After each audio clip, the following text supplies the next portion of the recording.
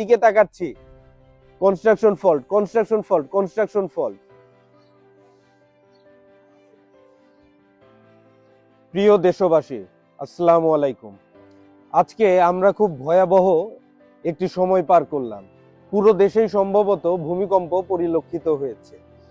আজকের যে ভূমিকম্পের আমরা সাক্ষী হলাম সেটি 5.2 মাত্রার কম্পন ছিল।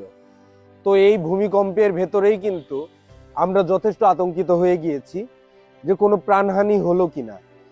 এই ভূমিকম্পে যদি আমাদের এই অবস্থা হয় তাহলে একবার চিন্তা করেন, যদি 7 থেকে 7.5 মাত্রার ভূমিকম্প হয় এবং সেই কম্পনটি যদি দীর্ঘ সময় ধরে হোল্ড হয়ে থাকে তাহলে কিন্তু আমাদের ভবনগুলো একদম নিশ্চিহ্ন হয়ে যাবে। ভবিষ্যতে শুরুটা হয়তোবা এখান থেকেই। বিশেষজ্ঞরা কিন্তু বলেছেন যে সামনে আমাদের জন্য ভয়াবহ অনেক কিছু অপেক্ষা করছে। A lot more is coming. আজকের এই 5.2 মাত্রার ভূমিকম্পই আমাদেরকে যেন নরক দর্শন করিয়ে দিয়েছে। আমরা চিন্তিত, আমরা উদ্বিগ্ন। সবাই হয়তোবা প্রথমেই ফোনটা বের করে বাসায় ফোন দিয়ে তার প্রিয় মানুষগুলোর খবর নিয়েছেন যে তারা সুস্থ আছে কিনা। চিন্তা করেন সামনের দিনগুলোতে কি আসতে চলেছে। প্রাকৃতিক দুর্যোগ সারা বিশ্বে বেড়েই চলেছে। আমাদেরকে এখনই ভবিষ্যতের বন্দোবস্ত করতে হবে। তো চলুন জেনে নেই ভূমিকম্প হওয়ার কারণ কি। পৃথিবীর ভূপৃষ্ঠ কতগুলো বড় বড় প্লেটে ভাগ করা। এই প্লেটকে টেকটনিক প্লেট বলা হয়। এই প্লেটগুলো মুভমেন্ট করে বা নাড়াচাড়া করে। যখন একটি প্লেটের সাথে আরেকটি প্লেট ঘষা খায় তখন কিন্তু ভূমিকম্প তৈরি হয়। এছাড়াও দুটি প্লেট যদি একসাথে সংযুক্ত থাকে এবং প্লেটগুলো যদি স্থানচ্যুত হয় তাহলেও কিন্তু ভূমিকম্প তৈরি হয়। এছাড়া আমরা আরো বলতে পারি যে শক্তির কারণে ভূমিকম্প হয়। এখন তাহলে শক্তিটা কি? দেখা যাচ্ছে পৃথিবীর অভ্যন্তরে আমাদের যে মাটির হাজার হাজার মিটার নিচে এই জায়গায় লাভা রয়েছে। এখানের তাপমাত্রা অত্যন্ত বেশি। এখানে বিভিন্ন ধরনের উপাদান এই জায়গায় পচে ওই জায়গায় গ্যাস তৈরি হয়। তো যখন বিপুল পরিমাণে গ্যাস তৈরি হয় তখন সেই গ্যাসগুলো এই ভূপৃষ্ঠের অভ্যন্তর থেকে বাইরে বের হওয়ার চেষ্টা করে। এই গ্যাসগুলো মাটির দুর্বল লেয়ার খোঁজার চেষ্টা করে। মাটির যেখানে দুর্বল লেয়ার পাই সেই দিক দিয়েই গ্যাসগুলো বের হয়ে যায়। তো যখন গ্যাসগুলো বের হয়ে যায় তখন কিন্তু ওইখানে ফাটল চলে আসে। তো ফাটল চলে আসার কারণে একটা অংশ উঁচু হয়ে যায় আর একটা অংশ কি হয়ে যায়, নিচু হয়ে যায়। এই অতিপ্রাকৃত গ্যাস যখন বের হয় তখনও কিন্তু মাটি ফাটলের কারণে এখানে কম্পন সৃষ্টি হয়। এই গ্যাসগুলো সমুদ্র পৃষ্ঠের নিচ থেকে যখন বের হয় তখন কি হয়, সমুদ্র পৃষ্ঠের মাটি যদি সমতল থাকে ভূমিকম্পের কারণে গ্যাস যখন বের হয় মাটিটা আপ হয়ে যায়। যখন ফাটল হয়ে আপ হয়ে যায় তখন কি হয়, তখন পানির লেভেলটাও কিন্তু উঁচু হয়ে যায়। তখন সেই পানি কি করে, সমতলে হিট করে। এইটাকে কিন্তু আমরা তখন সুনামি বলে আখ্যায়িত করি। এখন আসি আজকের এই ভিডিওর প্রসঙ্গে। অনেক বুদ্ধিজীবী এখন পর্যন্ত আমার করা ভিডিওগুলোতে একই কোশ্চেন করে যে ভবন ভাঙে না কেন, 10 বছর আগে তৈরি হয়েছে, 20 বছর আগের ভবন এখনো টিকে আছে। ভাই, আজকে আমাদের দেশে 5.2 মাত্রার ভূমিকম্প হয়েছে। তাতেই কিন্তু আমরা এখনো নিশ্চিত না যে আসলে কোন কোন জায়গায় ক্ষয়ক্ষতি হয়েছে বা হয় নাই। আচ্ছা ধরেন যে কোনো ক্ষয়ক্ষতি কোনো জায়গায় হয় নাই, একটা জায়গায় শুধুমাত্র ক্ষয়ক্ষতি হয়েছে। এখন আমার প্রশ্ন হচ্ছে, যদি একটি প্রাণও এখান থেকে যায়, কেউ কি ওই একটি প্রাণ ফিরিয়ে দিতে পারবে? আপনি কি একটি প্রাণ ফিরিয়ে দিতে পারবেন? 7 থেকে 8 মাত্রার ভূমিকম্প যদি হয় তাহলে আমাদের ঢাকার অবস্থা কি হবে? ঢাকা ছাড়াও এখন আমরা জানি যে দেশের বিভিন্ন স্থানে এখন সুউচ্চ ভবন নির্মিত হচ্ছে। এই ভবনগুলো এখন প্রত্যেকটা জেলা শহরে নির্মিত হচ্ছে। তাহলে আসলে এর ভবিষ্যৎটা কি? এমন অনেক ভবন আছে হয়তো বা 6.5 মাত্রার ভূমিকম্প সার্ভাইভ করতে পারবে না। তাহলে আমাদের আসলে ব্যর্থতাটা কোথায়?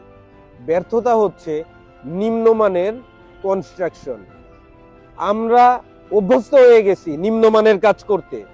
আমরা ভুলে যাই যে ডাক্তারি এবং ইঞ্জিনিয়ারিং কখনোই এক জায়গায় স্থির থাকবে না। ডে বাই ডে রিসার্চ হবে, নতুন নতুন টেকনোলজি বের হবে এবং সেইগুলো আগের ব্যবহৃত টেকনোলজি থেকে অনেক আপগ্রেড হবে। তার মানে কি? তার মানে ভবনগুলো আরো টেকসই হবে। তাহলে আমরা কেন মুখস্থ কাজ করব, আগের নিয়মে পড়ে থাকবো? নতুন যেই টেকনিকগুলো আসতেছে সেই টেকনিকগুলো আমরা জানবো না, রপ্ত করব না, আমরা স্টাডি করব না, আমরা ব্যাকডেটেড হয়ে থাকবো। কেন কেন এই নিম্নমানের কনস্ট্রাকশন আমরা করতে থাকবো? আমরা সিম্পল জাস্ট কিছু টেকনিকের মাধ্যমে কাজ করলে আমাদের কনস্ট্রাকশন গুলো অনেক টেকসই হয়, কিন্তু আমরা মানতে নারাজ, আমরা করব না। আমরা যা জানি সেটাই সর্বশ্রেষ্ঠ, সেটাই সেরা। আমার আর কিছু জানার প্রয়োজন নাই। 20 বছর আগে যেটা জানছি, 10 বছর আগে যেটা জানছি, 15 বছর আগে যেটা জানছি সেটাই ঠিক আছে, আমার আর কিচ্ছু শেখার প্রয়োজন নাই। এই মনোভাব থেকে বের হইতে হবে। আমাদেরকে প্রতিনিয়ত শিখতে হবে এবং প্রতিনিয়ত যেই আপগ্রেড কাজগুলো আমরা শিখবো সেগুলো আমরা ইমপ্লিমেন্ট করব এবং আমরা মানুষকে উৎসাহিত করব যাতে মানুষ ভালো কাজ করে। আমি শঙ্কিত, যদি 6.5 থেকে 7 মাত্রার কম্পন যদি হয়, আদেও কি আমাদের ঢাকার ওল্ড টাউনের 50% ভবন কি সার্ভাইভ করতে পারবে কিনা? এই শহরে যদি বড় মাত্রার একটি ভূমিকম্প যদি হয়, অ্যাম্বুলেন্স ঢোকার জায়গা থাকবে না। একবার চিন্তা করেন, বড় মাত্রার ভূমিকম্প হইল, আপনার নিম্নমানের কাজের জন্য আপনার পরিবারের মানুষগুলোর কণ্ঠ আপনি আর কোনো দিনও শুনতে পারবেন না। তখন কি আপনি নিজেকে ক্ষমা করতে পারবেন কিনা? আজকে এই কথাটি বলতে আমার অনেক কষ্ট লাগতেছে যে সামনে আমাদের জন্য আসলে খুব খারাপ সময় আসতেছে। আপনারা দেখেন, ঢাকায় কিন্তু হঠাৎ করে এই ধরনের কম্পন কিন্তু এর আগে কিন্তু আমরা এইভাবে পাই নাই এবং বিশেষজ্ঞরা কিন্তু বারবার বলতেছে যে ভবিষ্যতে আমাদের দেশে বড় ভূমিকম্প হবার একটা ব্যাপক পরিমাণে চান্স আছে। তাহলে আমরা রিস্ক কেন নিব? তো সবাইকে আমি অনুরোধ করছি, যারা ঠিকাদার আছেন, যারা ইঞ্জিনিয়ার আছেন এবং যারা ভবন মালিক আছেন, প্রত্যেকে তার জায়গা থেকে তাদের দায়িত্বটা সঠিকভাবে পালন করেন।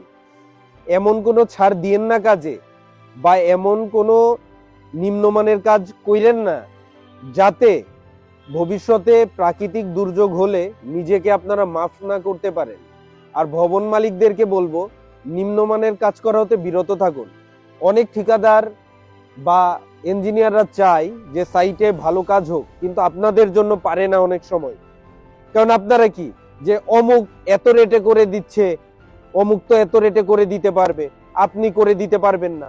ওই লোকটা কি করবে? ওই ঠিকাদার হয়তোবা কাজটা পাওয়ার আশায় সে কিন্তু ওই খারাপ কাজটাই কিন্তু সে করতে বাধ্য হচ্ছে।